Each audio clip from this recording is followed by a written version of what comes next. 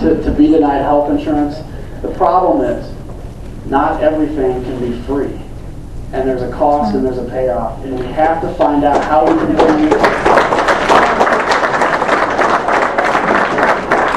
bring that cost down and then do what we need to do.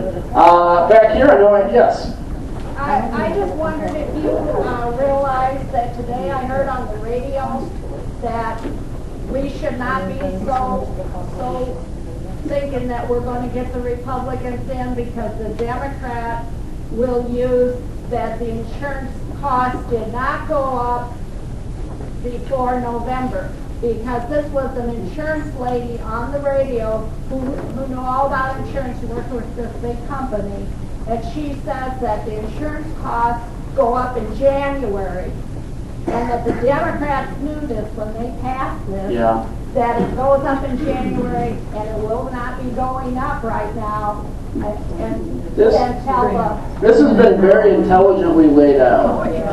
Like the stimulus. Do you realize that half of the stimulus money has not been spent? Half of the $800 billion has not been spent.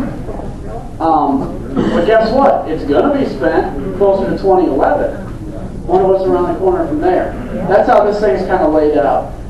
The stimulus, just while I'm on it, only 6% of that actually went to infrastructure. I believe a legitimate role of the federal government is to provide for the infrastructure for people.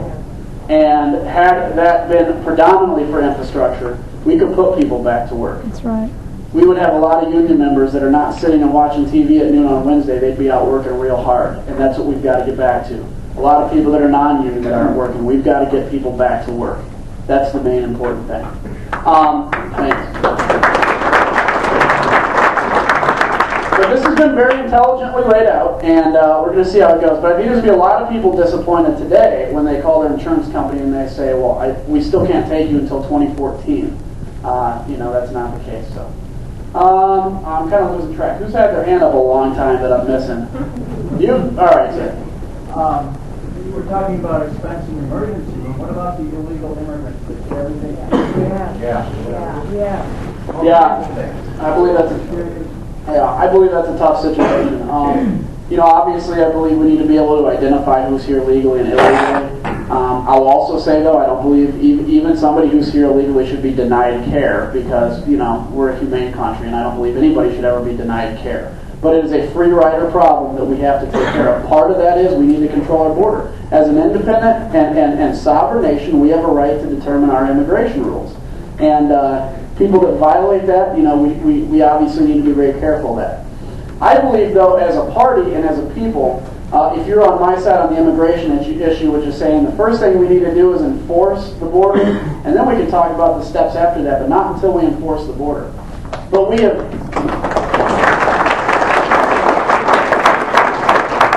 got to pull back, though, from a tendency that some folks have in talking about this issue is demonizing those.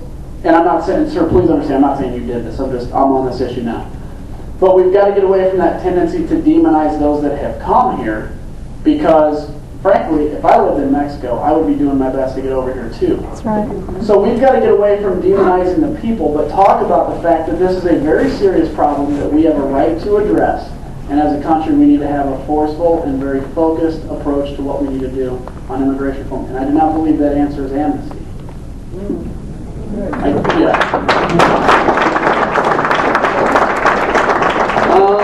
Back here, and then we'll go over to the side. Yes? Me? Yep. Okay.